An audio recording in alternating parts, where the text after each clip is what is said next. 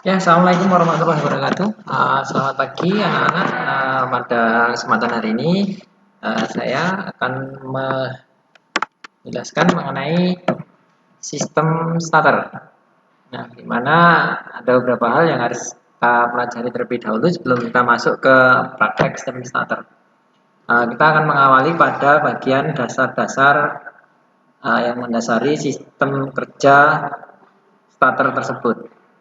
Kalian bisa memperhatikan nanti di PowerPoint yang akan saya tampilkan penjelasan seperti berikut.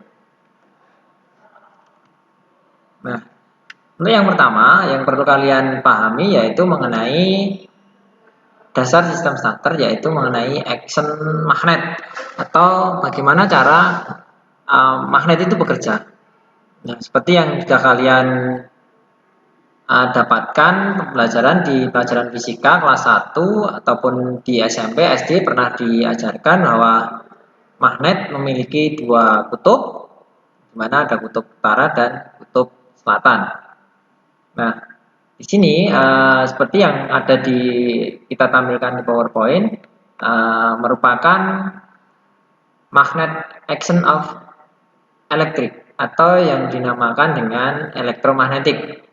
Yang digambar di sini kalian bisa perhatikan di sini ada tanda dua garis ini merupakan baterai atau sumber arus listriknya. Terus di sini garis ini merupakan nanti lilitannya kawat sebagai tempat aliran listriknya. Serta di sini ada batang besi nanti yang akan kita gunakan sebagai lilitan magnetnya. Nah, kutub utara dan kutub selatan itu juga akan diawali sesuai dengan arah aliran listriknya. Aliran listrik berawal dari positif ke negatif. Berarti lilitan pertama yang dililiti itu merupakan kutub selatan, sedangkan nanti di akhirnya kutub utara seperti yang ada di gambar penjelasannya.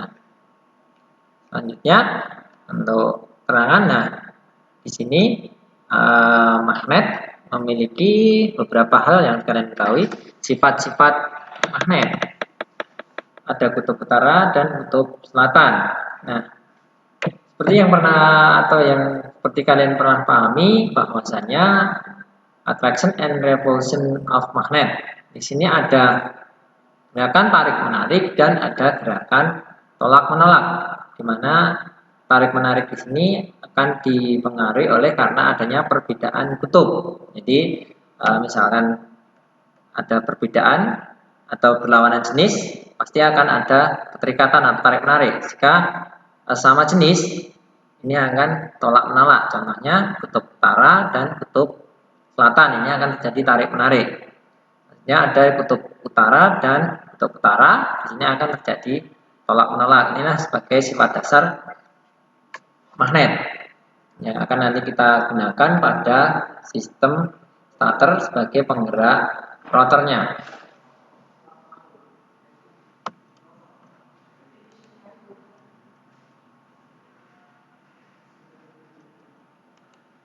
Nah, selanjutnya yaitu kita akan mempelajari mengenai arah arus listrik dan kemagnetannya.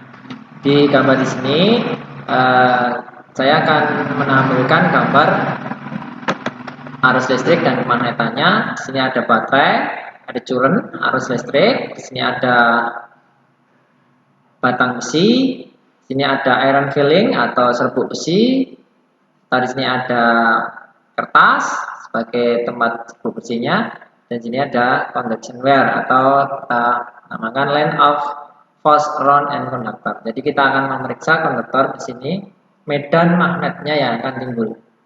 Nah, magnet yang kita gunakan yaitu elektromagnetik, di mana kita akan membuktikan bahwa medan magnet akan timbul di sekeliling lempengan besi atau elektromagnetiknya. Nah, besarnya semakin menuju ke titik tengah, ini medan magnet akan semakin besar. Bisa dibuktikan nanti dengan serbuk-serbuk besi. bisa nanti kita buktikan di mana serbuk-serbuk besi ini nanti semakin ke tengah akan semakin rapat, sedangkan yang di bagian luar di sini akan semakin jauh atau semakin renggang. Nah, ini membuktikan bahwa kuat medan magnet semakin ke titik inti itu akan semakin besar.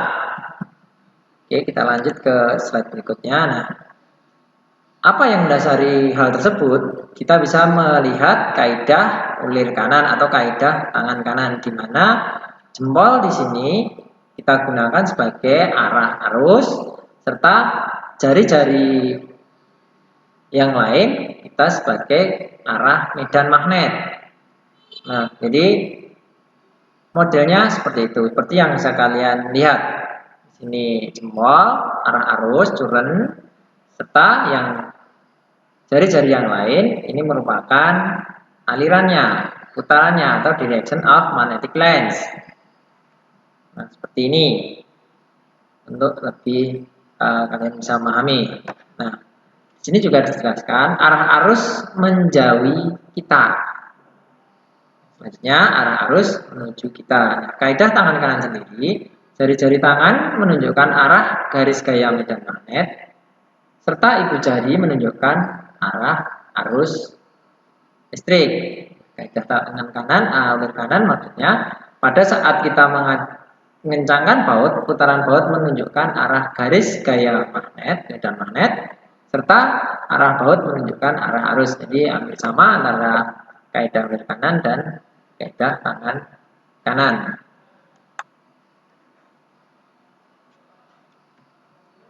Nah, seperti ini. Selanjutnya kita akan membahas mengenai elektromagnetik atau elektromagnet. Bila arus mengalir seperti gambar dan arah magnet atau fluktuasi arus magnet sedemikian rupa sehingga kutub selatan berada di bawah dan kutub utara berada di atas. Gaya magnet akan bertambah sebanding dengan jumlah gulungan. Jadi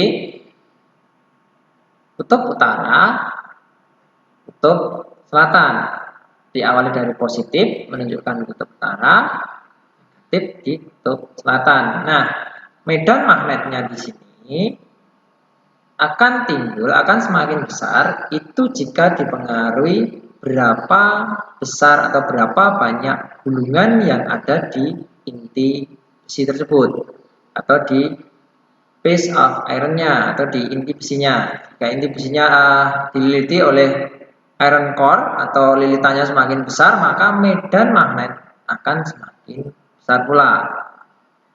Lanjut, seperti ini elektromagnetik. Jika konduktor dibengkokkan, maka medan magnet yang terbentuk akan semakin kuat. Nah, seperti ini. Jadi nanti ada magnetic offline. Jadi nanti alirannya, curennya di sini akan semakin kuat. Jadi semakin banyak gulungan lilitan ironnya, semakin besar magnet yang akan ditimbulkan. Ini di sini gaya elektromagnetik sendiri, gaya yang bekerja pada konduktor yang berada di tengah-tengah dua buah pol magnet bila arus mengalir pada konduktor. Saya kalian ketahui, ya, di sini ada hukum tangan kiri Fleming, di mana nanti kalian bisa menunjukkan ada jempol seperti ini. Jadi nanti tangan kiri saya kalau dilihat dari kalian mungkin sama ya tangan kiri ya. Jadi nanti arah jempolnya ini merupakan direct of force, tenaganya. Terus jari telunjuknya direction of magnetic lane atau lintasannya, serta yang jari tengahnya direction of current. Nah, nanti benda yang akan berada di bagian tengah sini akan membentuk seperti ini. Conduction where magnetic lane of force negatif. Jadi nanti jika nanti ada perubahan, dia nanti akan memutar yang namanya benda yang ada di tengahnya, karena di sini ada kutub utara dan kutub selatan. Arah gaya elektromagnetik dapat ditentukan dengan kaidah tangan kiri Fleming seperti yang ada di gambar tersebut. selanjutnya dari dasar-dasar tadi kita bisa memasukkan ke dalam sistem starter tersebut. Nah, maksudnya bagaimana? Pada sistem starter umumnya dipergunakan elektromagnetik yang terjadi pada field coil yang dirangkai secara seri dengan armatur. Bisa kalian perhatikan. Di sini kan sama dengan yang tadi, yang kita bicarakan tadi. Di sini ada dua magnet, selatan, utara, selatan, utara. Dua magnet di sini akan menimbulkan tarik-menarik antara dua magnet. Jadi di tengah-tengah sini ada medan magnet, serta nanti magnet tersebut akan dibantu ditimbulkan oleh siapa? Aliran arus listrik. Di mana arus listrik ini di sini terjadi elektromagnetik. Nah, maka besi yang ada di tengahnya di sini atau inti besi atau bisa kita katakan armatur di sini akan berputar karena ada dorongan saling tarik menariknya. Apa itu namanya? Tarik menariknya medan magnet. Jadi di sini akan menggerakkan yang namanya armatur. Nah, di armatur sendiri di sini juga akan ada yang namanya nanti kuat medan magnet sehingga nanti akan saling tolak menolak. Di sini misalkan ketemu di sini selatan-selatan dan sebaliknya selatan-utara. Jadi akan ada tarik menarik dan tolak menolak sehingga nanti akan terjadi putaran. Nah, putaran ini nanti yang akan dimanfaatkan untuk melakukan memutar sebuah flywheel yang ada di mesin kalian sehingga mesin kalian bisa nyala seperti itu. Itulah fungsi dari dasar starter tersebut. Nah, karakteristiknya seperti apa? Karakteristik motor starter, makin besar arus yang dipergunakan motor, maka makin besar torsi yang dibangkitkan. Yang kedua, makin cepat putarnya motor, maka makin besar juga gaya elektromagnetik yang dibangkitkan armatur, tetapi semakin kecil arus yang mengalir. Nah, jadi ini yang kita akan manfaatkan nanti untuk melakukan membantu menghidupkan mesin. Jadi dari beberapa keterangan tadi kita dapat melihat apa tahu fungsi dari sistem starter. Fungsinya apa tahu? Membantu pertama kali mesin nyala atau membantu menyalakan mesin untuk pertama kali. Seperti itu. Mungkin itu terlebih dahulu penjelasan mengenai dasar elektromagnetiknya atau sistem starternya, yang mendasari terjadinya sistem starter. Nah, nanti ada tugas dari saya, bisa kalian lihat. Nah, jadi tugasnya nanti kita di sini post test saja. Jadi nanti untuk mengetahui seberapa pemahaman awal kalian mengenai sistem starter. Jadi sini nanti ada beberapa soal, ada 10 soal nanti yang bisa kalian kerjakan melalui link di bawah ini atau yang tertulis di sini, https://bit.ly/JAA1812 dengan menggunakan password Xavier Aska. Nanti kalian bisa masuk di situ, bisa menggunakan akun Google-nya, nanti bisa masuk ke sistemnya. Lalu nanti kalian masukkan nama, alamat, kelas, nomor absen, password, serta kerjakan, dan terakhir submit. Selesai, nanti akan saya cek hasilnya seperti apa. Mungkin itu terlebih dahulu penjelasan dari saya mengenai sistem.